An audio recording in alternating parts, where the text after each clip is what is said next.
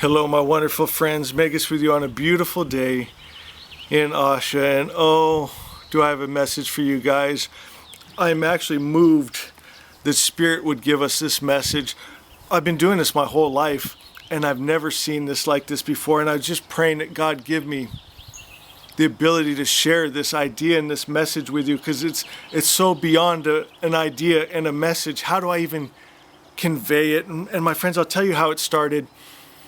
This morning I was sitting out here and I'm watching a light breeze go through the tall grasses in the meadow, and it started forming a pattern and a dance. And my friends, I lost myself in it. All my thoughts went away, and I experienced complete bliss just for a moment, that perfection. I felt God, I could hear God, and it was so beautiful.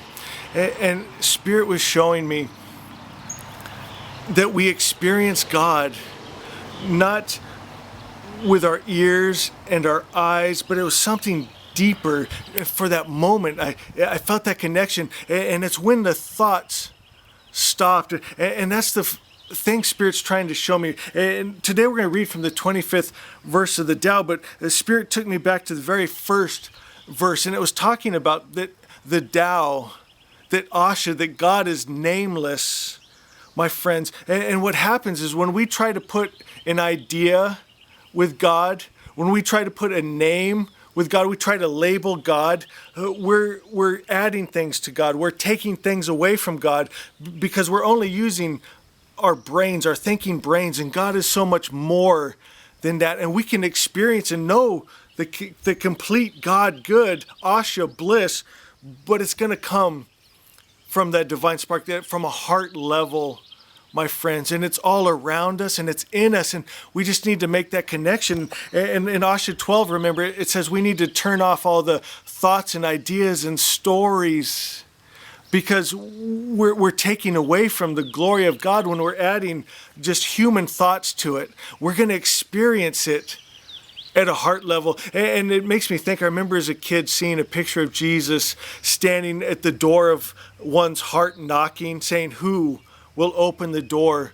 My friends, God is not hard to find, not hard to see, not hard to hear that holy Om, that original word, but you have to open the door of your heart, not the mind, not the brain. That's why you're not going to find God through books, not from a priest or a preacher or spoken words, but from the word, that original word, that holy Om, that song of God, that the thought of God. It's a spirit thought, though. It's not a brain thought.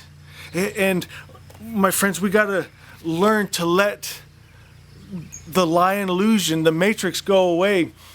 We're going to get deeper into that. Let's go to the 25th verse. I feel like I can finally deliver this in a way. Now that you have that understanding, listen with your heart. There was something formless and perfect before the universe was born.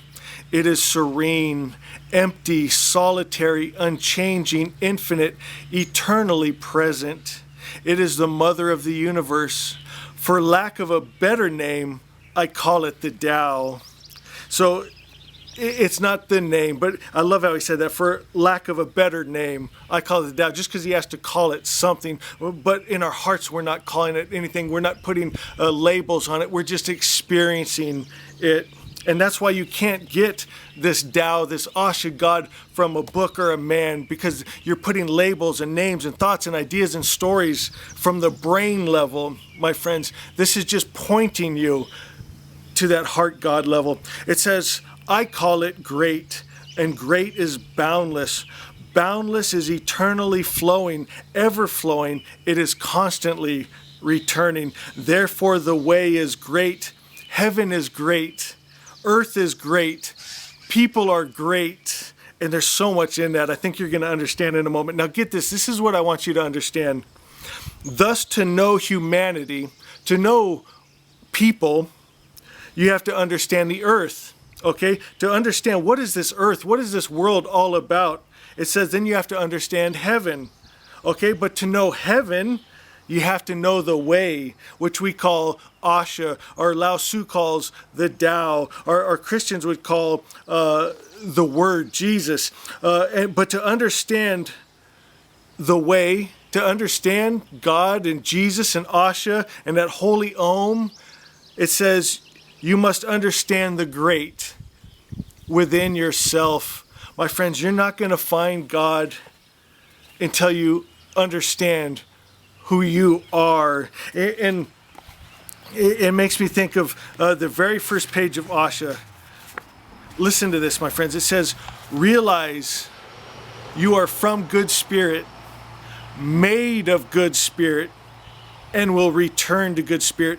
When you understand this, your vibration rises and you become a mighty spiritual force, creating an aplastic medium of energy. My friends, you come from God, and get this, you're made of God. You are God's perfect thought and idea. You are so much more than just, think about this for a minute. A lot of people tell me, Magus, I don't feel like God good. You are not your past failures and mistakes. When you come to time, space, you know before you get here that things are going to be in your very DNA and genes passed down from your mom and dad and grandma and grandpa. There's going to be what we call sin and error, such as maybe anger issues or lust issues or addictions, but that's not who you are, my friends, and you have the ability to overcome those things. So how do I know that? Listen to the last statement and teaching of Asha. It says, God put the good mind, our divine spark, in all his creatures, so it has a guide at all times. It's how the seed knows to climb out of the ground to become a plant, how the planets stay their course, and how man will find his way home to Asha, truth.